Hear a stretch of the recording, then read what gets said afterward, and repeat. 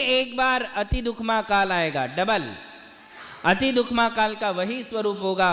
फिर पंचम काल आएगा, दूसरा काल आएगा जिसे हम दुखमा कहते हैं। आज का पंचम उस समय क्या हो जाएगा, दुखमा काल हो जाएगा। किंतु उस दुखमा काल में कोई मुनि नहीं होंगे, कोई धर्म नहीं होगा, ये ध्यान रखना।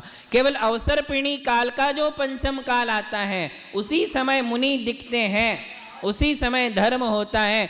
उत्सर्पिणी का जो दूसरा काल है जिसका दुखमा काल नाम है, उस दुखमा काल में मुनिराज नहीं होते, क्योंकि हमने आपको बताया था जब तक तीर्थंकर का शासन प्रारंभ नहीं होता है तब तक कोई भी मुनि नहीं होते हैं।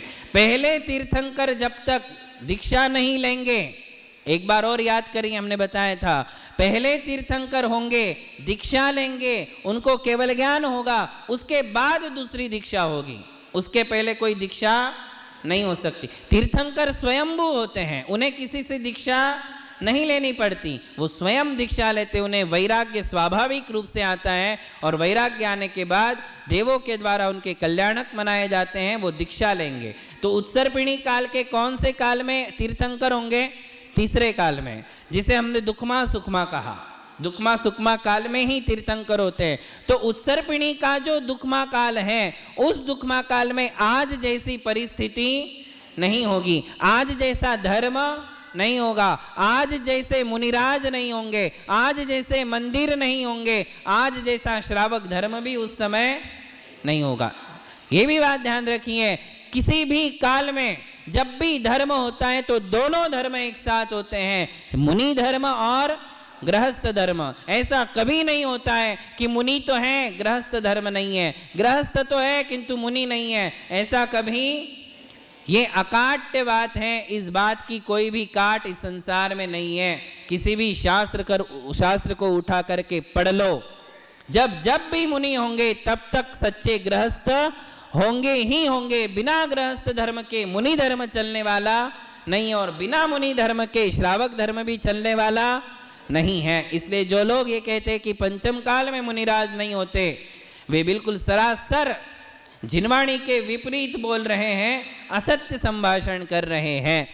उत्सर्पिणी का जो दुखमा काल आएगा, उस दुखमा काल में मुनि भी नहीं होंगे तो फिर श्रावक भी नहीं होंगे। मुनि और श्रावक दोनों नहीं होंगे तो मंदिर भी नहीं होंगे, सच्चा धर्म नहीं होगा, मंदिर नहीं होगा, उसमें कोई भी धर्म नहीं होगा। ये समझ लो आप, जैन धर्म नहीं होगा, बाकी के धर्म होंगे, ऐसा भी नहीं है, कोई धर्म नहीं होगा। ये अलग अलग धर्म संप्रदाय तो केवल हुंडाव सर्पिणी काल में होते हैं।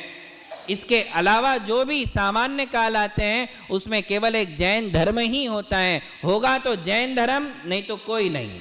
आई बात समझ में, आपको बात समझ में आ रही। अवसरपिणी का पांचवा काल जो हम जी रहे, क्या नाम है उसका, दुखमा। और उत्सर्पिणी का जो दुखमा काल है वो कौन से नंबर पे है, दूसरे नंबर पे। उस दुखमा काल में और इस दुखमा काल में क्या अंतर है, समझ में आया। ये उतरता काल है, तीर्थंकरों का शासन पंचम काल के अंत तक चलता है, किंतु वहां शासन प्रारंभ ही नहीं हुआ है, इसलिए उस दुखमा काल में कोई धर्म नहीं होता है। बस धीरे धीरे उम्र बढ़ती जाएगी, आयु बढ़ती जाएगी, और समाज संरचना भी कब होगी, तो जब उस समय कुलकर होंगे। जब दुखमा सुखमा काल आएगा, दुखमा सुखमा काल में कुलकर होने लग जाएंगे, वे कुलकर ये सारी रचनाएं हमारे लिए सिखाते हैं, और तब वहाँ धर्म और सब कुछ प्रारंभ होता है। तो इस प्रकार ये अवसरपिणी और ये उत्सर्पिणी, इस प्रकार उत्सर्पिणी का जब दुखमा सुखमा काल आएगा तब 24 तीर्थंकर होंगे। दुखमा सुखमा काल समाप्त होगा तो कौन सा काल आएगा, सुखमा दुखमा जगन्य भोगभूमि, फिर आएगा सुखमा काल मध्यम भोगभूमि, फिर अंत में आएगा सुखमा सुखमा उत्तम भोगभूमि। इस प्रकार ये काल चक्र चलेगा, अवसरपिणी उत्सर्पिणी, अवसरपिणी उत्सर्पिणी, अवसरपिणी में ह्रास, उत्सर्पिणी में उत्कर्ष, ऐसा ये चलता ही रहेगा। ये काल चक्र घूमता ही रहता है, घूमता ही रहता है, इसमें किसी प्रकार का अंतर नहीं आता।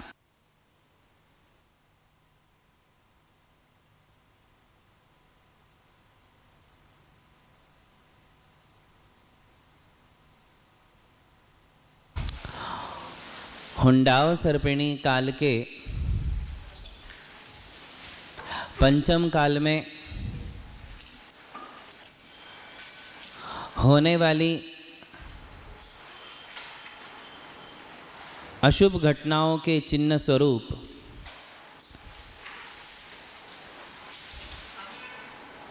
सोलह स्वप्ने भरत चक्रवर्ती ने देखे थे।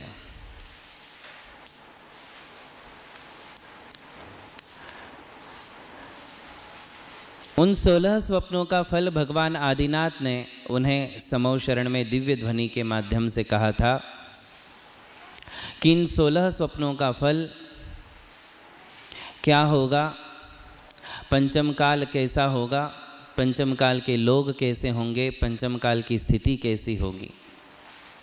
ठीक ऐसे ही 16 सपने पंचम काल के प्रारंभ में सम्राट चंद्रगुप्त, जो अंतिम मुकुटबद्ध राजा माने जाते हैं, उन्होंने देखे थे। और जिस रात्रि में चंद्रगुप्त ने 16 सपने देखे थे, उसके दूसरे ही दिन अंतिम श्रुतकेवली आचार्य भद्रबाहु स्वामी उज्जैनी नगरी में पधारे थे। उज्जैनी अवंती देश की राजधानी थी और चंद्रगुप्त ने उन 16 स्वप्नों का फल अंतिम श्रुतकेवली भद्रबाहु से पूछा था। ये एक इतिहास है। अनादिकाल से आज तक और आगे भी 16 सपने तीर्थंकर की माताएं देखती हैं। ये प्रसिद्ध है कि 16 सपने जब भी आते हैं तो किसको आते हैं? तीर्थंकरों की माताओं को। और वे 16 के 16 सपने शुभ फल बताने वाले, शुभ फलों को सूचित करने वाले होते हैं। किंतु इस पंचम काल में, अर्थात इस अवसर्पिणी काल में, ऐसे 2 पुरुष भी हुए, महापुरुष हुए। माताएं 16 सपना देखती हैं, किंतु इस समय में राजा भरत, जो कि प्रथम चक्रवर्ती थे, और चंद्रगुप्त, जो कि अंतिम मुकुटबद्ध राजा थे, इन दोनों महापुरुषों ने भी 16 सपने देखे। और ये 16 सपने केवल पंचम काल से संबंध रखने वाले थे। लगभग दोनों के सपने समान थे।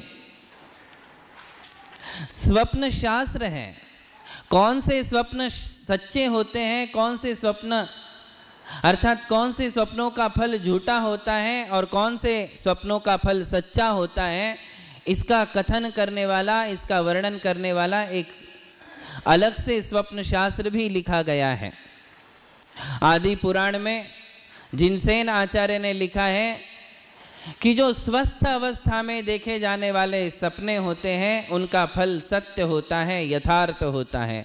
अस्वस्थ अवस्था में देखे जाने वाले स्वप्नों का फल यथार्थ नहीं होता है। स्वस्थ अवस्था का अर्थ है जिसमें धातुओं की समानता है, जिसके शरीर में धातु और उपधातु प्रमाण में है, प्रपोर्शन में है, समानता में है, वो व्यक्ति स्वस्थ माना जाता है। और जिसके शरीर में धातु उपधातु विषम रूप में है, इनकी विषमता है, तो फिर वो व्यक्ति अस्वस्थ माना जाता है। अस्वस्थ व्यक्ति के द्वारा देखे गए स्वप्नों का फल कभी सत्य नहीं होता है। अपने शरीर में 7 धातु उपधातु होते हैं, बताया था। रस है, रक्त है, मांस है, मेदा है अर्थात चर्बी, फिर हड्डी है, मज्जा है, वीर्य है। इसके अलावा उपधातु भी है, वात है, पित्त है, कफ है, नसें हैं, स्नायु है, चमड़ी है, जठराग्नि है। ये 7 धातु और उपधातु हैं। इनका कितना प्रमाण होना चाहिए, एक स्वस्थ व्यक्ति के शरीर में इनका क्या प्रमाण होता है, वह निश्चित है। और ऐसा व्यक्ति यदि स्वप्न देखता है तो उसके फल उसको दृष्टिगोचर होते हैं। और अस्वस्थ व्यक्ति आए दिन सपने देखते हो, कौन सा सपना सही उतरता है? कभी कभी डरावने सपने आते हैं, कभी कभी महाराज श्री दिख जाते हैं, कभी कभी आहार दिख जाता है, कभी मंदिर मूर्तियां दिख जाती हैं, कभी सांप दिखने लग जाते हैं। यदि स्वस्थ व्यक्ति इन सपनों को देख रहा है तो इसका कुछ ना कुछ फल होगा, अच्छा या बुरा। कोई मृत व्यक्ति को देखता है कोई प्रतिमाओं को हिलते हुए देखता है, कैसे भी सपने पड़ते हैं। अस्वस्थ व्यक्ति यदि इन स्वप्नों को देख रहा है तो उनका कोई फल नहीं होता है, ये नियम है। अथवा और दो प्रकार के सपने आदि पुराण में कहे कि एक है दोषों के प्रकोप से आने वाले सपने और दूसरे होते हैं दैव से आने वाले सपने। दैव अर्थात देवताओं से अधिष्ठित व्यक्ति को आने वाले जो सपने हैं वे सपने सत्य होते हैं। भगवान आदिनाथ ने भरत से कहा था कि भरत तू तो देवताओं से अधिष्ठित पुरुष है, इसलिए तुझे जो सपने आए हैं वो सपने सत्य हैं और वो पंचम काल को उजागर करने वाले सपने हैं। इसी प्रकार भद्रबाहु श्रुतकेवली ने चंद्रगुप्त के लिए कहा था कि तू अंतिम मुकुटधर राजा है, देवता अधिष्ठित है, तुझे भी जो सपने आए हैं वे सपने सत्य फलों को उजागर करने वाले हैं। हम दो में से एक चंद्रगुप्त के सपने सुनेंगे कि चंद्रगुप्त ने अपने सपने में क्या देखा था। कालवा देवी दिगंबर जैन मंदिर है मुंबई में, वहाँ फर्स्ट फ्लोर पे बहुत सुंदर तरीके से चंद्रगुप्त के 16 सपने लिखे हुए हैं एक दीवार पर, बहुत ही सुंदर है वो सपने। हम आपके लिए बताते हैं कि पंचम काल के विषय में इन महापुरुषों ने क्या सपने देखे थे। लगभग दोनों के समान है किंतु वो कविता के रूप में है, इसलिए वो आपको बताते हैं। देखिए, देश अवंती में उज्जैनी नगरी जनधन धर्म प्रधान, अंतिम मुकुटबद्ध गुणभूषण चंद्रगुप्त सम्राट महान। पिछले पहर स्वप्न 16 लख चित्त हुआ दुश्चिंतावान, उसी दिवस अंतिम श्रुतधर श्री भद्रबाहु आए गुणखान। बात समझ रहे कि उन्होंने रात्रि के अंतिम पहर में जो है 16 सपने देखे थे और वो सपने कुछ ऐसे थे कि उन्हें देखकर चंद्रगुप्त के लिए बहुत ही चिंता हुई कि ये शुभ सपने नहीं हो सकते हैं। उन सपनों का फल पूछने के लिए वे भद्रबाहु श्रुतकेवली के पास गए। भद्रबाहु अंतिम श्रुतकेवली थे जिन्हें द्वादशांग का पूर्ण ज्ञान था। इस काल के वे अंतिम श्रुतकेवली थे। 5 श्रुतकेवली हुए थे, उसमें से ये अंतिम श्रुतकेवली। तो उनके पास जाकर भक्ति भारनत स्वप्न माल का फल पूछा प्रमुदित मन से, भद्रबाहु यतिवर वच बोले फल सुन मन वैराग्य जगे। भद्रबाहु ने कहा कि तुमने ये जो स्वप्न देखे हैं उन स्वप्नों का फल सुनकर तुम्हारे मन में वैराग्य जाग जाएगा। और वास्तव में चंद्रगुप्त के लिए स्वप्नों का फल जानकर वैराग्य आ गया। उन्होंने राजपाट का त्याग करके भद्रबाहु श्रुतकेवली के चरणों में दीक्षा ले ली। ऐसे वे स्वप्न थे। देखिए, पहला सपना क्या देखा? सूर्य अस्त का फल है राजन अंग पूर्व का ज्ञान विलीन। पहला सपना क्या देखा? सूर्य अस्त हुए देखा। ये अच्छा सपना नहीं है। सूर्य को अस्त हुए देखना एक है कि सूर्य को उदित होते हुए देखना। कौन सा सपना अच्छा माना जाएगा? तो उन्होंने पहला सपना देखा कि सनसेट हो रहा है। सनसेट होते हुए देखा तो भद्रबाहु स्वामी ने कहा कि हे राजन, ये सूर्य अस्त होते हुए जो तुमने देखा है इसका फल ये होगा कि अब विशेष ज्ञानवान इस संसार में नहीं रहेंगे। जैसे कि भद्रबाहु स्वामी को 12 अंगों का ज्ञान था जो कि भगवान महावीर से आया था, अब आगे अंग और पूर्व का ज्ञान किसी को नहीं होगा। धीरे धीरे ये ज्ञान अस्त हो जाएगा। क्या हो जाएगा? अस्त हो जाएगा। देखिए, आज किसी को वो ज्ञान नहीं है। अंग और पूर्व का ज्ञान होना ये बहुत विशेष बात होती है, वो इस काल में नहीं है। इवन हमारे पास शास्त्रों में भी वो ज्ञान आज नहीं है कि हम पढ़ सके, वो भी नहीं है। उन्हें तो स्मृति से आया हुआ था। किसे? भद्रबाहु श्रुतकेवली को। तब शास्त्र नहीं थे, स्मृति से ज्ञान आया था। किंतु अब तो शास्त्र भी है, किंतु शास्त्र पढ़ के भी किसी को अंग पूर्व का ज्ञान नहीं होता है। 12 अंग होते हैं और 14 पूर्व होते हैं। उपाध्याय परमेष्टि के मूल गुण पता है आपको? 25 होते हैं। मुनियों के 28, उपाध्यायों के 25 और आचार्यों के 36। तो वो 25 कैसे बने? 11 अंग और 14 पूर्व। 12वां दृष्टिवाद अंग है। दृष्टिवाद अंग के 5 भेदों में से ये 14 पूर्व हैं। प्रथमानुयोग, चूलिका, सूत्रगत, पूर्व सूत्र और परिकर्म, ऐसे 5 भेद होते हैं, उसमें से 14 पूर्व ले लिए, तो 11 और 14 25। वो ज्ञान आज किसी को नहीं होगा। कौन सा सपना देखा? सूर्य अस्त हो रहा। सूर्य अस्त हो रहा यानी ज्ञान अभी धीरे धीरे धीरे धीरे घट रहा है।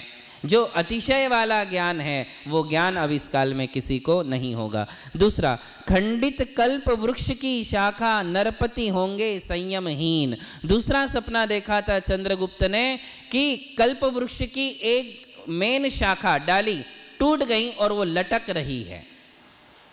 देखिए ना आपने, पेड़ की कोई शाखा है, कल्प वृक्ष की शाखा है और वो टूट करके लटक रही है। ये भी सपना अच्छा नहीं। हरा भरा पेड़ देखना, घनी छाया वाला पेड़ देखना, जिस पर फल लद रहे हैं, ऐसे पेड़ देखना शुभ माना जाता है। किंतु यदि ऐसा कोई सपना है जिसमें सूखा पेड़ है, पत्ते नहीं, फूल नहीं, फल नहीं, तो वो सपना अच्छा नहीं माना जाता। और इसने तो क्या देखा?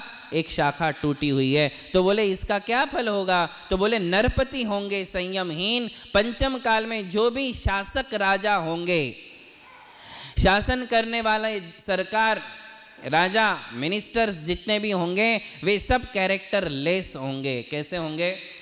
मतलब जो सामान्य सदाचार एक गृहस्थ का होना चाहिए वो भी उनके पास नहीं होगा। भ्रष्टाचारी, अन्याय, घूसखोरी, वासनाशील, सप्तव्यसनी, संयम उनके जीवन में बिल्कुल भी नहीं होगा। ये कौन से स्वप्न का फल है? दूसरे, जिसमें क्या देखा था? कल्प वृक्ष की डाली टूट करके लटक रही है, ये दूसरा सपना था। तीसरा सपना देखा, छिद्र युक्त राशि मंडल का फल जैनाभास प्रकट होंगे। राशि मंडल जो था, ज्योतिर्मंडल जो था, उस ज्योतिर्मंडल में, ज्योतिर्मंडल का मतलब समझते हो, जिसमें 9 ग्रह हैं, 27 नक्षत्र हैं, 12 राशियां हैं, है ना, जो ज्योतिर्मंडल आकाश में घूमता है, उसमें उसने छेद देखे, ग्रहों में, राशियों में छेद पड़े हुए हैं। वो छेद देखने से क्या फल है? तो श्रुत केवली जी ने कहा था कि इसका फल होगा कि जैनाभास प्रकट होंगे। अब केवल जैन धर्म नहीं रहेगा, जैन धर्म तो धीरे धीरे कम होता जाएगा और जैनाभासी प्रकट होंगे। जैनाभासी समझते हो किसे कहते हैं? जैन धर्म में ही है किंतु नाम से जैन है, जैन अभी भी लगाते हैं किंतु जैनत्व जिनके पास नहीं है। जैनाभास समझ रहे हैं? जैसे पीतल को सोना समझना, ये सोने का आभास है। क्या है?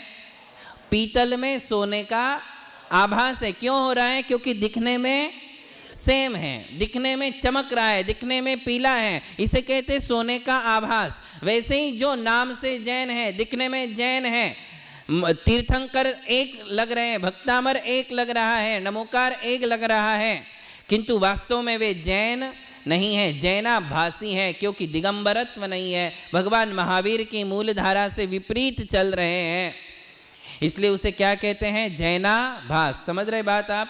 जैन धर्म के अलावा धर्म वाली बात नहीं है, वो तो है ही, वो तो जैन ही नहीं है, किंतु जैन होकर के भी जो जैन नहीं है या दिखने में जो जैन लग रहे हैं उन्हें क्या कहते हैं? जैनाभासी। सवस्त्र यानी दिगंबरत्व जिनका नष्ट हो गया है, फिर भी जो जैन लिखते हैं वो सब जैनाभासी प्रकट होंगे। ये तीसरे स्वप्न का फल था। और देख लीजिए, भद्रबाहु श्रुत केवली के सामने ही जैनाभास प्रकट हो गया।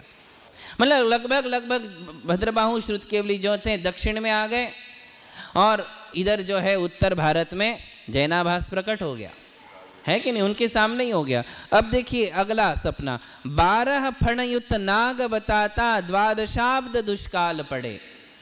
एक और सपना देखा था चंद्रगुप्त ने, चौथा, जिसमें 12 फणे वाला नाग तन करके खड़ा है, 12 फण उस पर लगे हुए हैं। तो उसने कहा कि गुरुवर इसका क्या फल है? तो उसने कहा कि राजन, अब यहाँ से जो है इस स्वप्न का फल है कि अब यहाँ नॉर्थ इंडिया में जो है 12 वर्ष का अकाल पड़ेगा। और वास्तव में अकाल पड़ा।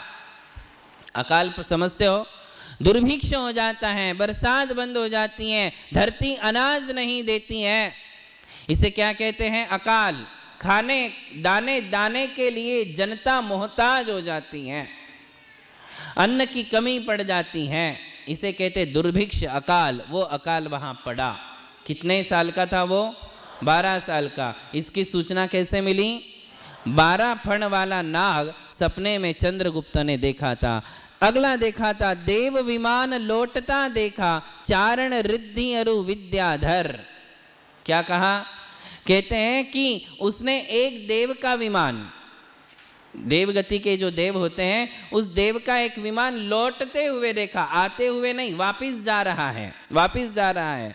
तो इसका क्या फल है? तो श्रुत केवली जी ने कहा कि राजन, इसका फल ये है कि अब पंचम काल में कल्पवासी देव कभी धरती पर, और चारण रिद्धिधारी मुनिराज भी इस पंचम काल में कभी नहीं होंगे। रुद्धियों के स्वामी मुनियों का इस काल में अभाव होगा, रिद्धिधारी मुनि नहीं होंगे। और देवलोक भी अभी कभी जमीन पर, धरती पर, कौन से? कल्पवासी देव, कल्पवासी देव, विमानवासी देव जो हैं अब जमीन धरती पर नहीं आएंगे। जब तीर्थंकरों का काल था, दुखमा सुखमा काल था, तो चारों निकाय के देव आ जाते थे कल्याणक मनाने के लिए, है कि नहीं? अपना विमान लेकर के आ जाते थे। अब पंचम काल में ऐसा नज़ारा देखने को नहीं मिलेगा। नेक्स्ट देखा था कि देव नहीं आवेंगे भू पर पंचम काल महादुख कर, ये उसका फल हुआ। विद्याधर भी यहाँ देखने को नहीं मिलेंगे। मनुष्यों में एक जाति है विद्याधर, वो विद्याधर मनुष्य भी इस काल में यहाँ नहीं दिखेंगे। खोटे थल पर पद्म प्रफुल्लित, हीन जाति जिन धर्म धरे। खोटे स्थल पर पद्म प्रफुल्लित, पद्म सरोवर में अच्छा लगता है, कमल, कमल जो होता है, होता कीचड़ में ही है, किंतु सरोवर में अच्छा लगता है। किंतु उसने सपने में ऐसा देखा कि कमल जो है अच्छी जगह पर नहीं है, एक ऐसी गंदी जगह पर खिल रहा है। कमल को गंदी जगह पर खिलते हुए उसने देखा। ये स्वप्न था, तो उसका क्या अर्थ निकाला? उसकी क्या सूचना दी? श्रुत केवली जी ने कहा कि उसका फल ये होगा कि हीन जाति जिन धर्म धरे। बोले अब जो हैं, जो क्षत्रिय लोग होंगे वो जैन धर्म को छोड़ देंगे, जो वैश्य हैं या शूद्र टाइप के जो लोग हैं वो जैन धर्म को धारण करेंगे। हीन जाति के लोग जैन धर्म को स्वीकार करेंगे, उच्च जाति के लोग स्वीकार नहीं करेंगे। ब्राह्मणों ने जैन धर्म पालना चाहिए, उन्होंने छोड़ दिया। क्षत्रियों ने जैन धर्म पालना चाहिए, उन्होंने छोड़ दिया। अब जैन धर्म किसके पास है? वैश्य लोगों के पास, क्षुद्रों के पास नहीं, वैश्य लोगों के पास है। तो वैश्यों का तीसरा नंबर है, ब्राह्मण, क्षत्रिय और फिर वैश्य। किंतु ब्राह्मण और क्षत्रियों ने जैन धर्म को छोड़ दिया। तो हीन जाति वाले अर्थात वैश्य लोग ही जैन धर्म को स्वीकार करेंगे, बाकी कोई स्वीकार नहीं करेंगे। फिर कहा, क्षत्रिय आदि श्रेष्ठ जन निष्ठा न्याय नीति का त्याग करें। उसी का फल बता रहे। जो गंदी जगह में कमल को खिलते हुए देखा है, उसका अर्थ था कि वैश्य तो पालेंगे जैन धर्म और क्षत्रिय लोग न्याय निष्ठा और धर्म का त्याग कर देंगे। भूत नृत्य का फल भवनेत्रिक देवों पर श्रद्धा होगी। भूतों का नृत्य देखा था किसने? चंद्रगुप्त ने। और उस भूतों के नृत्य का फल बताया गया कि भवनत्रिक देव, ऐसे भवनत्रिक देव जो जिन शासन में अनुरक्त नहीं है। ये फल जो है भद्रबाहु श्रुत केवली ने कहा कि अब इस जमाने में पंचम काल में जो है मिथ्या देवों की उपासनाएं बहुत ज़्यादा रीति से होगी। वीतराग भगवान से श्रद्धा हटेगी, जैन शासन से श्रद्धा हटेगी, और कहाँ जाएगी सबकी श्रद्धा? मिथ्या देवों पर ज्यादा जाएंगे। देखिए, मिथ्या देव जो होते हैं एक कुदेव होते हैं, और कुदेवों के रक्षक जो मिथ्या देव होते हैं, उन मिथ्या देवों की तरफ, जैसे कि अकलंक आचार्य की घटना आती है कि जब उन्होंने बौद्धों से वाद विवाद किया था, तो वाद विवाद में जो है बौद्धों की तरफ से तारा देवी लड़ी थी। वो तारा देवी व्यंतर जाति की थी, और इधर से अकलंक देव के लिए कुष्मांडिनी देवी ने स्वप्न का फल दिया था कि वो जो भी प्रश्न करे तुम दोबारा पूछ लेना कि क्या है, क्या है, बस इतना पूछोगे तो वो जो है विलीन हो जाएगी। तो एक ऐसे भी देवता हैं जो मिथ्या शासन को सपोर्ट कर रहे हैं।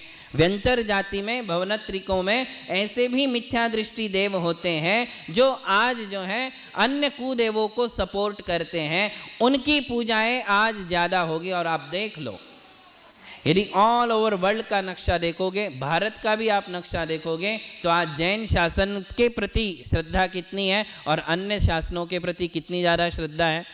अरे अपने जैन लोग जो दिगंबर जैन आमनाय के लोग हैं, उनमें भी आपको 60-70% लोग मिलेंगे, बल्कि ज़्यादा मिलेंगे, जो अभी अपने शासन, अपने मंदिरों को छोड़कर सब जगह जाने लग गए हैं।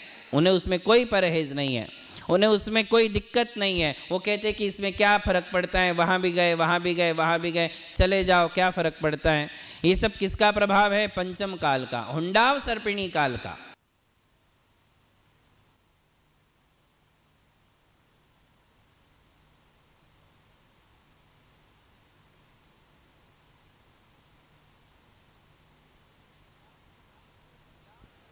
हुंडाव सर्पिणी के पंचम काल का प्रभाव है कि दिगंबर जैन शासन को छोड़कर, वीतराग भगवान को छोड़कर अब वो कहाँ जा रहे हैं? अन्यत्र जा रहे। जैनेतर में जो जा रहे हैं वो उसका फल था। फिर कहते हैं जुगनू का प्रकाश मिथ्यामति जैन धर्म के उपदेशी। उसने देखा कि जुगनू प्रकाश दे रहा है, लाइट कर रहा है। समझ रहे आप? जुगनुओं को देखा है आपने? जुगनू जो कभी कभी ऐसे चमकते हैं, क्या बोलते हैं आप उसको? जुगनू ही बोलते हैं। तो जुगनू कभी कभी हमें ऐसे दिखते हैं, वो चमकते हैं। तो इसने स्वप्न में क्या देखा? सूर्य प्रकाश नहीं दे रहा है, चांद का प्रकाश नहीं है, किसका प्रकाश दे रहा? कौन प्रकाश दे रहा है? जुगनू। समझ रहे बात को? और जुगनू का अर्थ यहाँ कहा गया कि मिथ्यामति, अर्थात जितने भी मिथ्या वक्ता हैं, अन्य धर्मीय हैं, वे सभी मिथ्या धर्म वालों का उपदेश हमारी समाज सुनने के लिए जाएगी। या अधिकतम लोग जैन शासन के वक्ता जितने भी हैं उनका उपदेश कम सुनेंगे और मिथ्या वक्ताओं के उपदेश ज़्यादा सुने जाएंगे। या ये भी इस फल का, इस स्वप्न का अर्थ है कि जैन धर्म के उपदेशी, जैन धर्म का व्याख्यान करने वाले अधिकतम मिथ्यामती होंगे। यहाँ मिथ्यामती से क्या तात्पर्य है? जो जैन धर्म में जन्म लेकर जैन धर्म का ही ह्रास करने वाले हैं, मिथ्यामती। केवली भगवान की वाणी, जिनेंद्र भगवान के जो शास्त्र हैं, पूर्वाचार्यों के जो शास्त्र हैं, उन्हीं को पढ़कर उपदेश दे रहे, किंतु मिथ्यामती, अपना अर्थ मिला करके दे रहे। जैसे कि समय सार को ले लिया और समय सार को लेकर के उसका मिथ्या उपदेश शुरू हो गया। ये यहाँ लेना, मिथ्यामती जैन धर्म के उपदेशी, जैन धर्म का ही उपदेश दे रहे किंतु मिथ्या उपदेश दे रहे, शास्त्र में तोड़ मरोड़ कर रहे, उसको अपने ढंग से बदल करके बता रहे हैं। ये सब इस काल में होगा। जुगनू है कुछ नहीं, ज्ञान कोई ज़्यादा नहीं है, बहुत थोथला ज्ञान है, जुगनू सरीका है, किंतु वो लोगों को लाइट देने का काम कर रहे हैं, लोगों को उपदेश देने का काम कर रहे हैं। ये उसका फल था।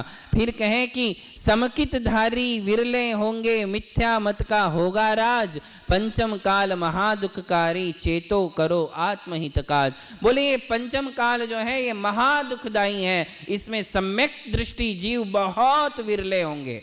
बताया था ना आपको कल कि जैसे जुगनू चमकते हैं, इतने ही सम्यक दृष्टि, वास्तविक सम्यक दृष्टि जो जैन शासन में जी रहे हैं, जिनेंद्र भगवान के शासन को मानते हैं, जिनेंद्र भगवान की वाणी, पूर्वाचार्यों के शास्त्रों पर संपूर्ण श्रद्धा लेकर के चल रहे हैं, जो कुदेव, कुगुरु और कुलिंगियों से बिल्कुल छूटे हुए हैं, मिथ्यात्व का त्याग किए हुए हैं, 8 अंगों का पालन करते हैं, अंतरंग में जिनके 7 प्रकृतियों का क्षय उपशम हो चुका है, क्षयोपशम हो चुका है, ऐसे सम्यक दृष्टि जीव इस काल में विरले होंगे। और मिथ्या मत का होगा राज। कभी भी इस दुनिया में, मतलब अपने देश में, अब जैन धर्म का राज या जैन धर्म का शासन, जैन राजा कभी नहीं आएंगे। ये अंतिम थे चंद्रगुप्त, जो दिगंबर जैन धर्म के अनुयायी थे और इस राष्ट्र के, इस देश के शास्ता थे, शासक राजा थे। उनके बाद फिर कभी कोई दिगंबर जैन आमनाय से राजा नहीं हुआ। बताओ आप, कोई हुआ? कोई नहीं हुआ। तो जैन कभी राजा नहीं बनेंगे, उनका शासन नहीं चलेगा। फिर उन्होंने अगला सपना देखा, जल विहीन द्रह अंत भाग में जो थोड़ा जल देखा है। क्या लिखा? जल विहीन द्रह, द्रह यानी सरोवर, जल विहीन द्रह अंत भाग में जो थोड़ा जल देखा है, दक्षिण में जिन धर्म रहेगा यही काल की रेखा है। कितनी बढ़िया बात बताई। बोले एक सूखा सरोवर देखा, बड़ा सरोवर है, सूखा है, पानी कहीं नहीं, किंतु किनारे को कहीं पानी उनको देखने में आया। सपने में देख रहे हैं कौन? चंद्रगुप्त। क्या देखा? कि सरोवर सूखा है और अंत भाग में थोड़ा थोड़ा सा पानी दिख रहा है। तो उसका फल भद्रबाहु जी ने बताया कि इसका फल ये है कि दक्षिण में जिन धर्म रहेगा। कहा अब दक्षिण का क्या अर्थ लिया जाए? यदि हम संपूर्ण विश्व के दृष्टिकोण से, भौगोलिक दृष्टि से यदि हम भारत को देखते हैं तो संपूर्ण आशिया खंड में आज भारत दक्षिण में ही आता है। आता है कि नहीं?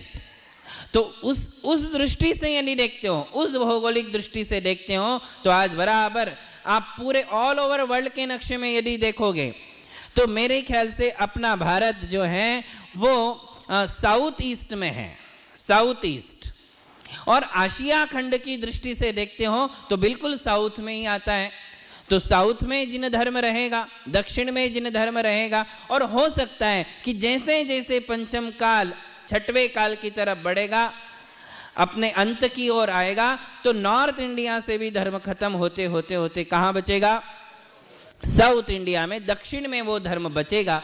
ऐसी भी एक दृष्टि इसकी हो सकती है। आज तो हम समूचे भारत में धर्म देख रहे हैं।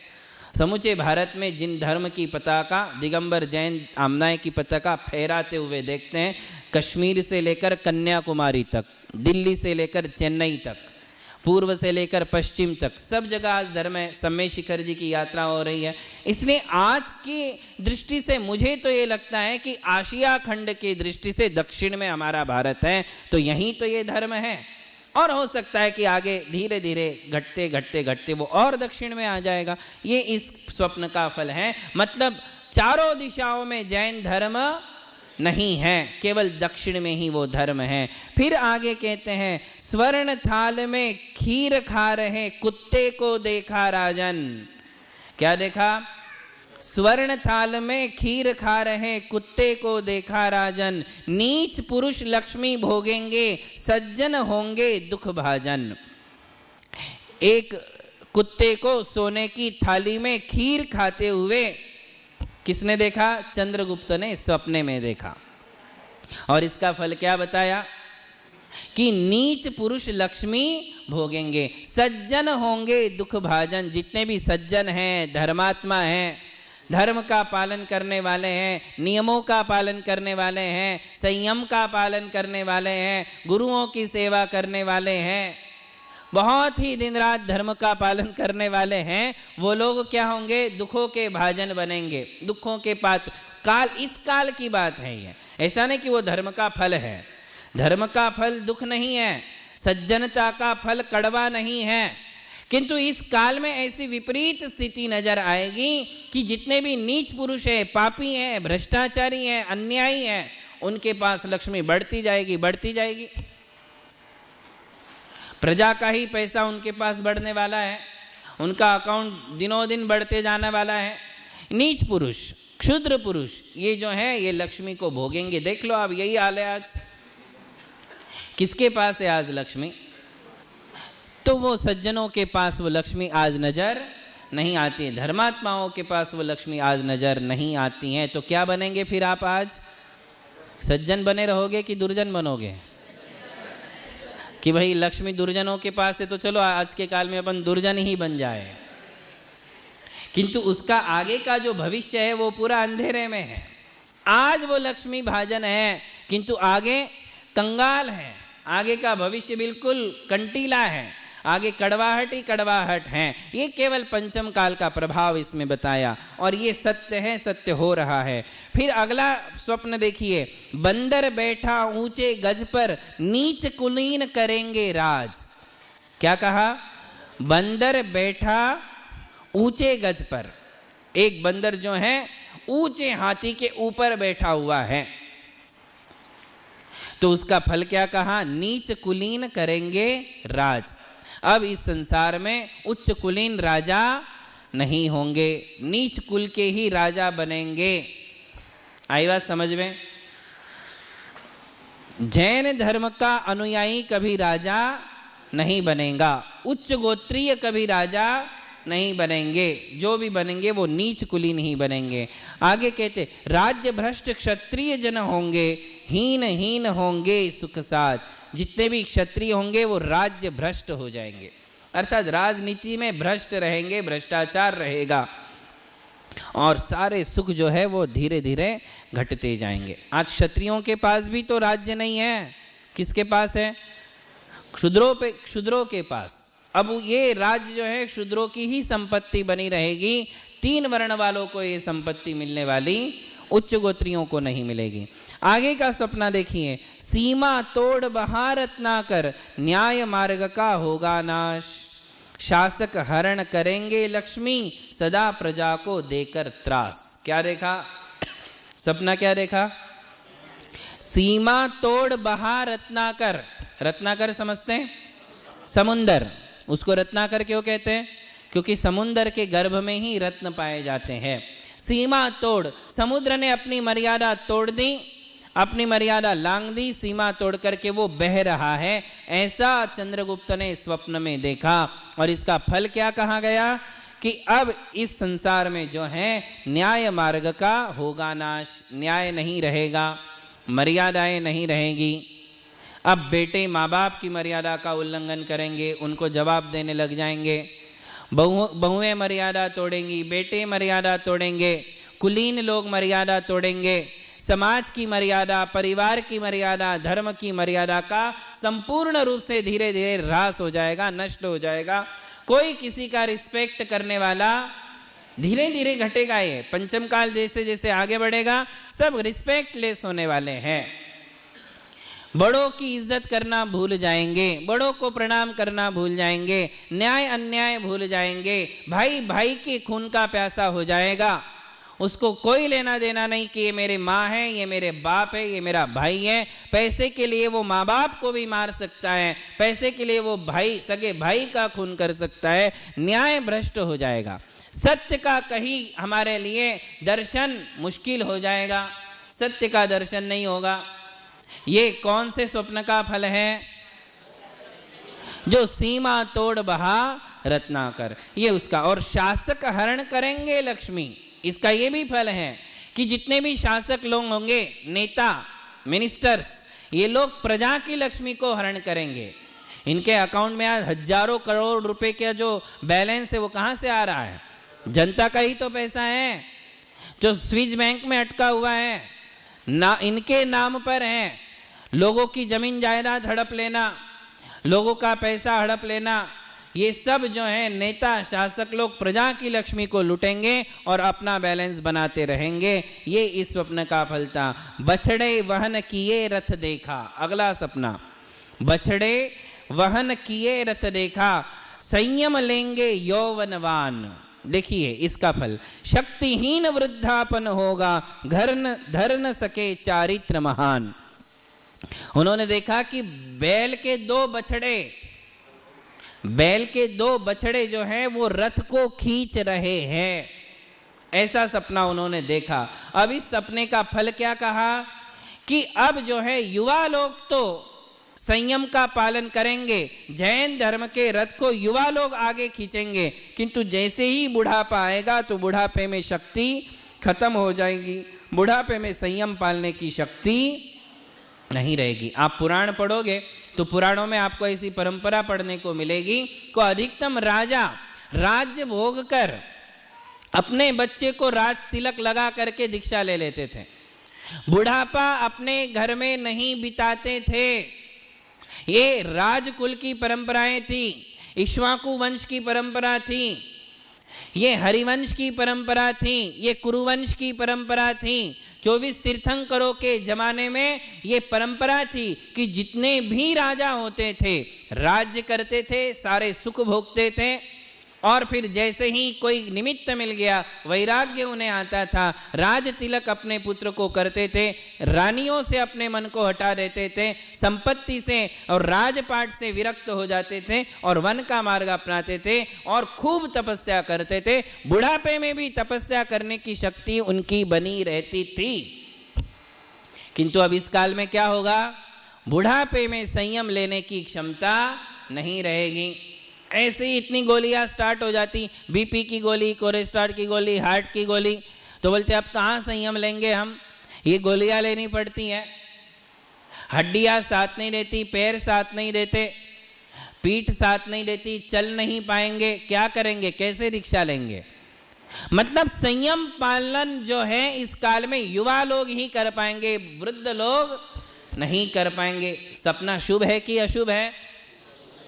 अरे सारे सपने अशुभ है, ये सपना कैसे शुभ हो सकता है? कई लोग इस सपने को शुभ मानते हैं कि हाँ, युवा लोग जैन धर्म के रथ को आगे बढ़ाएंगे। अच्छी बात है, कोई बुरी बात नहीं है। और आप देख रहे हैं आज जितने बाल ब्रह्मचारी मुनि हैं उतने शादीशुदा मुनि आपको भारत में नजर नहीं आएंगे। शादी करने के बाद दीक्षा लेने वालों की संख्या से बाल ब्रह्मचारी मुनियों की संख्या आज ज्यादा है। ये उसी सपने का फल है। किंतु इसका एक अर्थ ये भी तो है कि जैसे जैसे बुढ़ापा आएगा, बुढ़ापे में क्या होगा?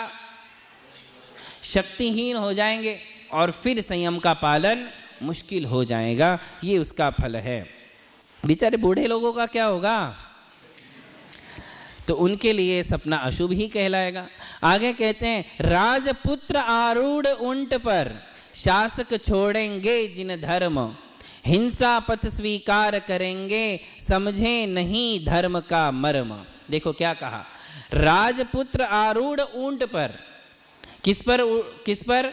एक राजकुमार जो है ऊंट के ऊपर बैठा हुआ है। जबकि राजकुमार किसके बैठता है? या तो घोड़े पर या तो हाथी पर। ऊंट पर नहीं मिलेंगे कभी कोई राजकुमार। किंतु इसने क्या देखा सपने में? ऊंट के ऊपर राजकुमार बैठा है। इसका मतलब इसने जैन धर्म को छोड़कर दूसरे धर्म को स्वीकार कर लिया है। किसने? शासक यानी राजा। जितने भी राजा होंगे ये जैन धर्म का पालन, जैन धर्म में उनको बिल्कुल भी श्रद्धा नहीं होगी। ये अन्य मतानुयायी होंगे, हिंसा का पथ स्वीकार करेंगे। इतना जबरदस्त मांसाहार आज भारत में चल रहा, मांस निर्यात आज भारत में हो रहा है, भारत से दूसरे कंट्रियों में होता है। किंतु सरकार को कोई दुख है? सरकार के कानों में जू रेंग रही है, उनको केवल पैसा दिख रहा है। क्या दिख रहा? पैसा। तो ये शासक ऐसे ही होंगे जो हिंसा का मार्ग स्वीकार करेंगे, मांसाहार को प्रेरणा देंगे, वेश्या व्यसन को प्रेरणा देंगे, शराबखोरी को प्रेरणा देंगे। ऐसे ही शासक अब इस संसार में होंगे, इस काल में होंगे। ये इस स्वप्न का फल था। फिर देखा, धूल धूसरित रत्न राशि देती अप्रिय संदेश महा, मुनि निर्ग्रंथ परस्पर निंदा कार्य करे विपरीत महा। उन्होंने देखा कि रत्न राशि के ऊपर धूल बैठी हुई है। क्या बैठी है? रत्न राशि के ऊपर धूल बैठी है और रत्नों के ऊपर धूल जम गई। इसका मतलब है कि अब जो है व्रती, संयमी, त्यागी, विद्वान एक दूसरे की जो है खींचातानी भी करेंगे। ऐसा भी कुछ नज़ारा देखने को मिलेगा। या ये भी इसका है कि जो तपस्या का भार चौथे काल में साधु अपना लेते थे, अब कंधे उतने मजबूत नहीं होंगे। वो भार, संयम का, तपस्या का भार स्वीकार, जो भार हाथी के ऊपर है वो पूरा भार क्या घोड़ा सह सकता है? हाथी का भार यदि घोड़े पर रख देंगे तो घोड़े की पीठ टूट जाएगी।